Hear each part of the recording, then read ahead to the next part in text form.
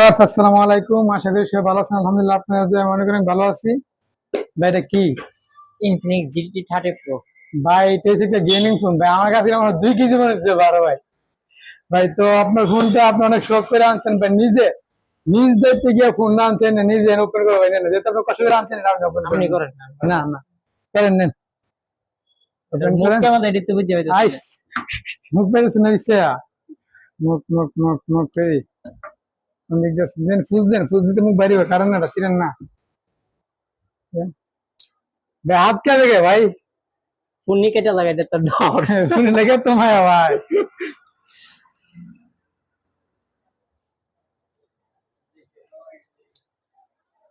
আনবেন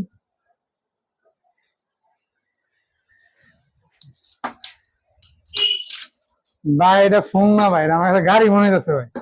আপনি ওপেন করে আলগি দিন ফুলছো। বিসমিল্লাহ। ভাই এটা কি রে ভাই? আগুন আগুন, এটা কি ভাই? আগুন। এটা আগুন, এটা আগুন, এটা কি ভাই? এটাকে কি আছে আমি তুই আগে নাকি? মনস্টার। এটা মনস্টার। ও ভাই, এটা কি আছে ভাই? এর ভিতরে মনে হয় কুলার ফ্যান। Cooler fan.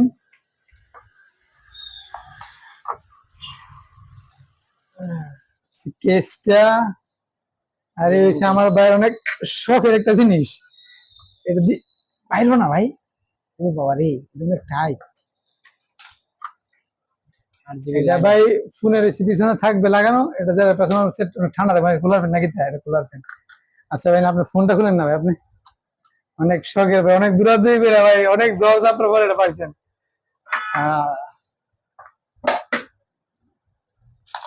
ও ভাই, ভাই ফোন ভাই সব ফালাই গেছে রিল্লা।